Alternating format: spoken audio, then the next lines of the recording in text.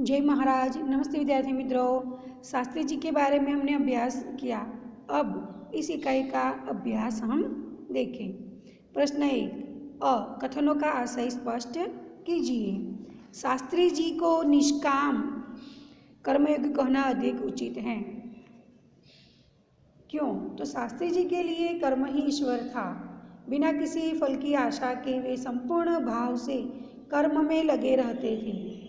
जब भी उन्हें अपने कर्म का फल पाने के अवसर मिले, उन्होंने उनकी उपेक्षा की। फल पाने के लालच से उन्होंने कभी कोई कार्य नहीं किया। शास्त्री जी के इस स्वभाव को देखते हुए उन्हें केवल कर्मयोगी कहना उचित नहीं है, उन्हें निष्काम कर्मयोगी ही कहना अधिक उचित है। प्रश्न नंबर 2, शास्त्री जी का व्यक्तित्व बापू से अधिक करीब था। कैसे? तो गांधी जी देश के बहुत बड़े नेता थे, फिर भी उनमें अद्भुत विनम्रता, सादगी और सरलता थी। इन गुणों ने उन्हें अधिक महान और लोकप्रिय बना दिया था। गांधी जी के ये गुण लाल बहादुर शास्त्री में भी थे, इसीलिए शास्त्री जी का व्यक्तित्व बापू से अधिक करीब था। प्रश्न नंबर 3, शास्त्री जी का संपूर्ण जीवन श्रम, सेवा और सादगी और समर्पण का अनुपम उदाहरण है। कैसे? तो शास्त्री जी कर्म को ईश्वर मानकर उनकी पूजा के रूप में श्रम करते रहते थे। देश और समाज की सेवा में ही उन्हें जीवन की सार्थकता लगती थी। उन्हें सदा सादा भोजन और सादा पहनावा ही पसंद था। उन्होंने जो कुछ किया पूरी निष्ठा और लगन से किया।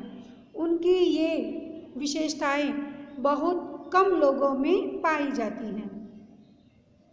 प्रश्न नंबर 2, अगर महात्मा गांधी आपके स्वप्न में आए तो आप उनसे कौन कौन से प्रश्न पूछेंगे और महात्मा गांधी क्या क्या उत्तर देंगे? सोचिए और बताइए। मित्रों, यहाँ सोचना है कि आपके स्वप्न में महात्मा गांधी जी आते हैं तो आप उनसे कौन कौन से प्रश्न पूछेंगे और वे आपको क्या उत्तर देंगे। यहाँ आपको अपनी ओर से लिखना है। जैसे कि अगर महात्मा गांधी मेरे स्वप्न में आए तो मैं उनसे निम्नलिखित प्रश्न पूछूंगा और बापू उनके निम्नलिखित उत्तर देंगे। जैसे कि मैं, बापू जी सत्य क्या है? तो गांधी जी उत्तर देंगे, जिसका कभी नाश नहीं होता, जो अनंत और सदा भरोसे लायक होता है, वही सत्य है। दूसरा प्रश्न, मैं, बापू जी क्या जीवन में पूरी तरह अहिंसक बनना संभव है? तो गांधी जी उत्तर देंगे, जहाँ तक हो सके वहाँ तक किसी जीव को आघात नहीं पहुँचाना चाहिए। तीसरा प्रश्न होगा, मैं पूछूंगी, बापू जी आपने अपने व्यस्त जीवन में से अपनी आत्मकथा लिखने का समय कैसे निकाला? तो गांधी जी बताएंगे, मुझे कई बार लंबी लंबी जेल यात्रा करनी पड़ती थी। उनका उपयोग मैं आत्मकथा लिखने में करता था। आत्मकथा का अधिकांश भाग जेल में ही लिखा गया। इस प्रकार आप गांधी जी से प्रश्न पूछेंगे और गांधी जी आपको उसके उत्तर देंगे। प्रश्न नंबर 3, संवाद को आगे बढ़ाइए। यहाँ संवाद दिया गया है, इस संवाद को हमें आगे बढ़ाना है, जिसमें कम से कम 8 से 10 प्रश्न और जवाब हो। इस संवाद को आपको आगे बढ़ाना है और वहाँ तक ले जाना है कि कम से कम 8 या 10 प्रश्न के उत्तर हमें मिल जाए। रिया, गांधी जी का जन्म कब हुआ? सुनील, गांधी जी का जन्म 2 अक्टूबर 1869 में हुआ। रिया, गांधी जी ने उच्च शिक्षा कहाँ से प्राप्त की? सुनील, गांधी जी ने इंग्लैंड से उच्च शिक्षा प्राप्त की। रिया, दक्षिण अफ्रीका में रहकर गांधी जी ने किसका विरोध किया? सुनील, दक्षिण अफ्रीका में रहकर गांधी जी ने वहाँ की सरकार की रंग भेद की नीति का विरोध किया। रिया, दक्षिण अफ्रीका से भारत लौटकर गांधी जी ने क्या किया? तो दक्षिण अफ्रीका से भारत लौटकर गांधी जी ने यहाँ चल रहे स्वतंत्रता आंदोलन को आगे बढ़ाया। रिया, गांधी जी को राजनीति में अपना गुरु किसे बनाया? तो गांधी जी ने राजनीति में अपना गुरु गोपाल कृष्ण गोखले जी को बनाया। रिया, गांधी जी ने नमक सत्याग्रह कब किया? सुनील, गांधी जी ने नमक सत्याग्रह 1930 में किया। रिया, गांधी जी ने चरखे को क्यों महत्व दिया? सुनील, गांधी जी ने देश की गरीबी दूर करने के उद्देश्य से चरखे को महत्व दिया। रिया, सन 1942 में गांधी जी ने कौन सा आंदोलन किया?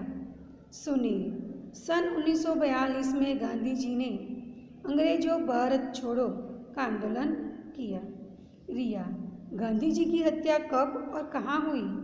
सुनील, गांधी जी की हत्या 30 जनवरी 1948 को राजधानी दिल्ली में हुई।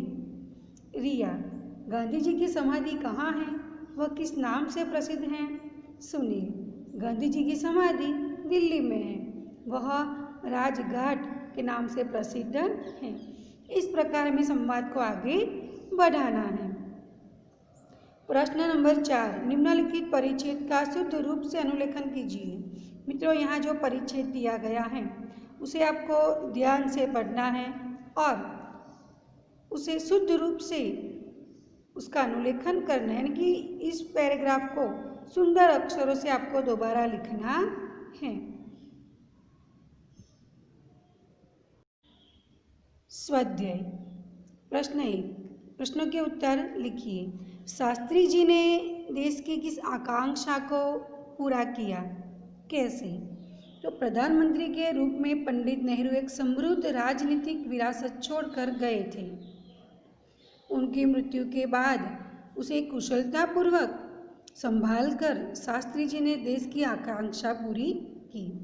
शास्त्री जी का चरित्र निर्मल था, उनमें अद्भुत संकल्प शक्ति थी। राष्ट्र को लाभ पहुंचाना उनके हर कर्म का एकमात्र उद्देश्य रहता था। उनके इन्हीं गुणों के बल पर वे नेहरू जी की विरासत को संभालने और उसे आगे बढ़ाने का कठिन काम पूरा कर सके थे। प्रश्न नंबर 2, लाल बहादुर शास्त्री पर गांधी जी के आदर्शों का क्या प्रभाव पड़ा?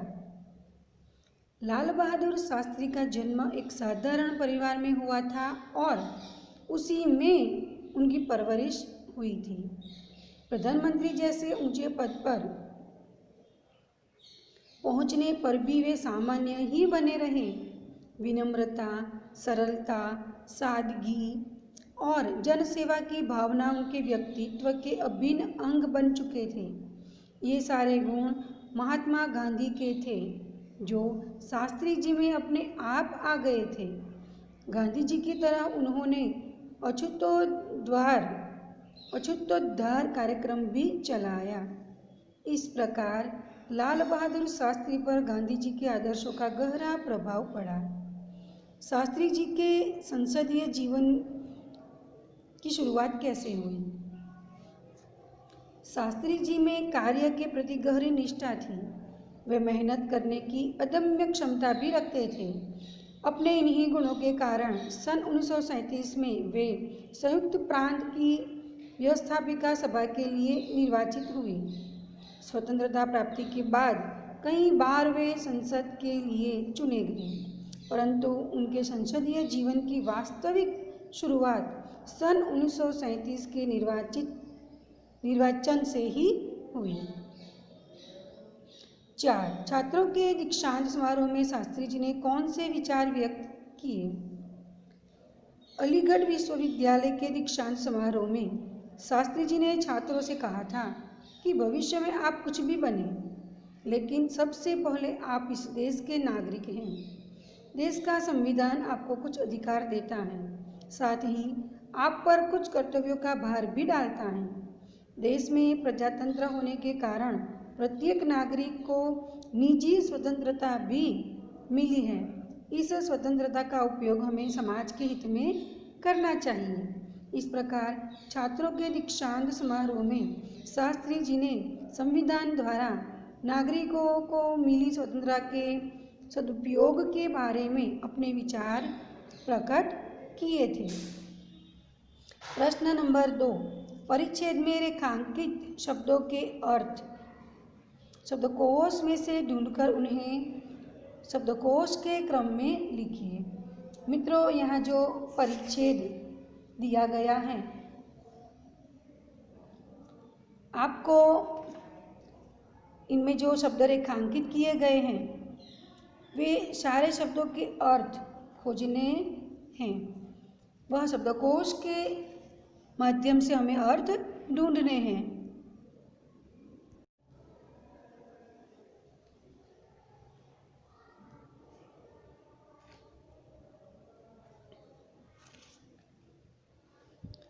प्रश्न नंबर 2, परिच्छेद में रेखांकित शब्दों के अर्थ शब्दकोश में से ढूंढकर उन्हें शब्दकोश के क्रम में लिखिए। मित्रों, यहाँ जो शब्द रेखांकित हैं, बराबर, ये सारे शब्दों के अर्थ हमें खोजने हैं शब्दकोश में से और फिर इन शब्दों को शब्दकोश के क्रम में रखने हैं। तो यहाँ पहला शब्द है रीढ़, तो इसका अर्थ है मेरुदंड। फिर शब्द है अमिट, तो उसका अर्थ है अटल। तीसरा शब्द है आधारशिला, उसका अर्थ है नींव। फिर उसके बाद शब्द है खाद, उसका अर्थ है जमीन का उपजाऊपन बढ़ाने वाला पदार्थ।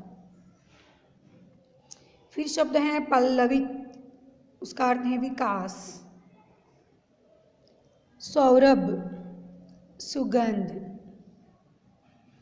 और अंतिम शब्द है सभ्य, यानी शिष्ट। अब जो अर्थ हमने बताए हैं उससे हमें शब्दकोश के क्रम में रखने हैं। पहला शब्द होगा अटल, दूसरा जमीन का उपजाऊपन बनाने वाला पदार्थ, तीसरे क्रम में होगा नींव, चौथे क्रम में होगा मेरुदंड, पांचवें क्रम में विकसित, छठवां क्रम शिष्ट और अंतिम शब्द होगा सुगंध। इस प्रकार सभी शब्दों को शब्दकोश के क्रम में रखना है। इस इकाई से हम लाल बहादुर जी के जीवन में से कौन कौन से सद्गुण ग्रहण कर सकते हैं। मित्रों, हमें बताना है कि यह जो इकाई है कर्मयोगी लाल बहादुर शास्त्री, उनके जीवन से हम कौन कौन से गुण ग्रहण कर सकते हैं। तो लाल बहादुर शास्त्री जो हैं वह एक छोटे कद के बड़े प्रभावशाली व्यक्ति थे।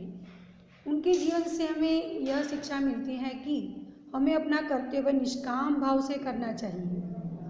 अपने उद्देश्य के प्रति हमारी दृढ़ आस्था होनी चाहिए। उसे पाने के लिए हम कर्म में लगे रहें तथा उसके प्रति हमारा संपूर्ण आत्मसमर्पण होना चाहिए। हमारे जीवन में श्रम, सेवा, सादगी, सरलता और विनम्रता हो, यह आवश्यक है। हम जो कहें वही करें और अपने राष्ट्र को लाभ पहुंचाने की वृत्ति रखें। इस प्रकार हम शास्त्री जी के जीवन से अनेक प्रकार के सद्गुण ग्रहण कर सकते हैं। 4, यहाँ एक कहानी दी गई है। एक था शेर, उसे अपनी ताकत पर बड़ा घमंड था। जंगल के प्राणियों ने उनको सबक सिखाने की बात सोची। छोटी चींटी बोली, मैं शेर का घमंड उतार दूंगी। मित्रों, यह जो कहानी है उसे हमें आगे बढ़ाना है, यानी कि घमंड उतार दूंगी चींटी कहती है। किस तरह यह पूरा प्रसंग हमें बताना है, तो सुनिए। चींटी अपने बिल में गई और वहाँ से बहुत सी चींटियों को ले आई। शेर जहाँ सो रहा था वहाँ जाकर सभी चींटियाँ शेर के शरीर पर चढ़ गई। वे उसके पेट, पीठ और टांगों में बुरी तरह काटने लगी। शेर उन्हें अपने पंजों से मारने की कोशिश कर रहा था, तब वे उसके बालों में छिप जाती थी। थोड़े ही समय में शेर आकुल व्याकुल हो गया, परेशान हो गया। उस चींटी ने उससे कहा, वनराज, इन चींटियों से परेशान होना आपको शोभा नहीं देता। आपको तो अपनी ताकत पर बहुत घमंड है ना। शेर ने कहा, चींटी बहन, मैंने तुमसे हार मान ली। अब मैं कभी अपनी ताकत पर घमंड नहीं करूँगा। मैं शेर हूँ तो तुमने सवा शेर बनकर दिखा दिया। इस प्रकार चींटी ने शेर का घमंड उतार दिया। यहाँ देखिए, भाषा सज्जता। हम इससे पहले अव्यय के बारे में समझ चुके हैं, अब इनके भेद के बारे में समझेंगे। निम्नलिखित वाक्य पढ़िए। भावेश कम बोलता है, साहिल झटपट तैयार हो गया, सानिया प्रतिदिन कार्यालय जाती है, वंदना भीतर बैठी थी। निर्देशित वाक्यों में रेखांकित शब्द अपने साथ आए क्रियापदों की विशेषता प्रकट कर रहे हैं। कम शब्द, कम क्रिया का परिमाण यानी मात्रा दर्शाता है। झटपट शब्द क्रिया की रीति बताता है। प्रतिदिन शब्द जो है वह क्रिया का काल बताता है। स्थान शब्द क्रिया की स्थान संबंधी विशेषता बताता है, अर्थात वे क्रिया विशेषण अव्यय हैं। मित्रों, कम शब्द जो है वह मात्रा बताता है, झटपट शब्द जो है वह रीति बताता है, प्रतिदिन शब्द जो है वह काल यानी समय दर्शाता है, और भीतर शब्द जो है वह स्थान दर्शाता है। यानी कि ये सारे शब्द क्रिया विशेषण अव्यय हैं।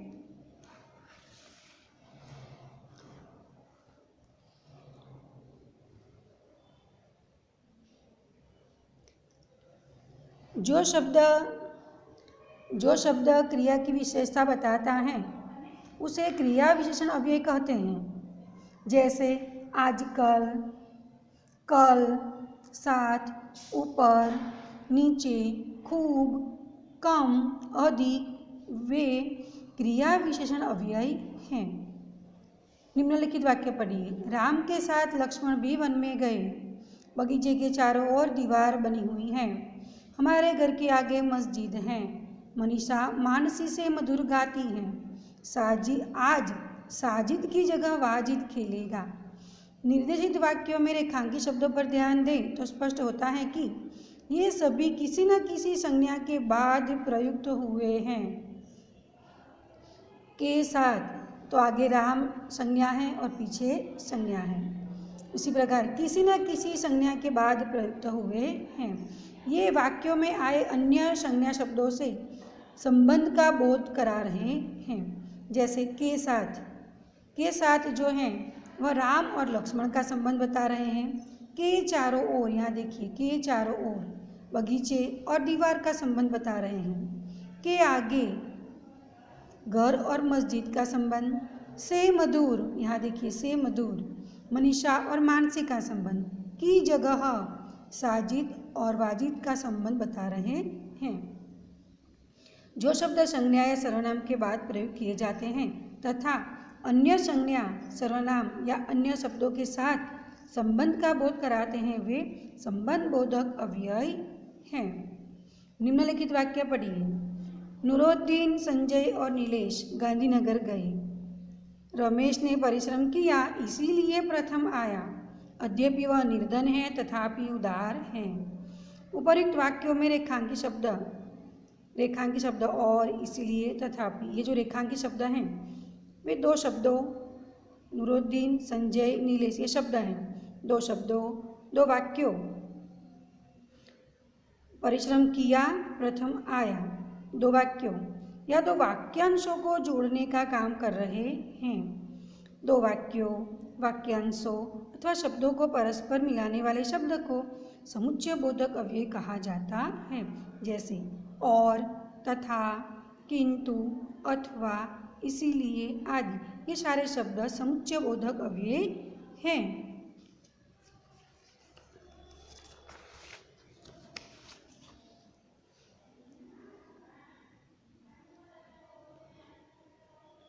यहाँ देखिए, निम्नलिखित वाक्यों को पढ़िए। अरे क्या बात करते हो? हाय, ये क्या हो गया? वाह, कितना सुंदर बालक। ठहर, आगे मत बढ़। बाप रे, इतना लंबा सा। उपरोक्त वाक्यों में रेखांकित शब्द शोक, विस्मय, हर्ष, क्रोध, भय आदि मन के भाव को प्रकट करते हैं। यानी कि ये सारे शब्द हमारे मन के भाव व्यक्त करते हैं। जो शब्द विस्मय यानी कि आश्चर्य, हर्ष, प्रशंसा, घृणा, शोक, भय आदि भाव को प्रकट करने के लिए हमारे मुख से स्वतः निकल पड़ते हैं, वे विस्मयादि बोधक अव्यय कहे जाते हैं। यहाँ जो शब्द दिए गए हैं वे हमारे मुख से स्वतः ही निकल जाते हैं। अरे क्या बात करते हो, तो यह शब्द विस्मयादि बोधक अव्यय हैं। निम्नलिखित वाक्यों में से अव्यय छांटिए। यहाँ मुहावरा दिया गया है, आज मैंने बहुत कम खाना खाया। यहाँ कम शब्द जो है वह विस्मयादि बोधक अव्यय, यहाँ आज मैंने बहुत कम खाना खाया, तो यहाँ कम शब्द जो है वह क्रिया विशेषण अव्यय है। अंजलि सोनल के आगे बैठी है, के आगे यानी संबंध बोधक अव्यय है, के आगे। मीनाक्षी और साल्वी गांव जा रही हैं, और समुच्चय बोधक अव्यय, अरे ये क्या कर रहे हो, अरे विस्मयादि बोधक अव्यय हैं। आपने जो अव्यय छांटे हैं उनका प्रयोग करके अन्य वाक्य बनाइए। यहाँ जो आपने अव्यय छांटे हैं ना, आप इसका प्रयोग करके और कुछ और नए वाक्य भी बनाइए। मित्रों, अव्यय का वीडियो मैंने भेजा है, वह आप ध्यान से देखिए और उसका अभ्यास कीजिए। जय महाराज।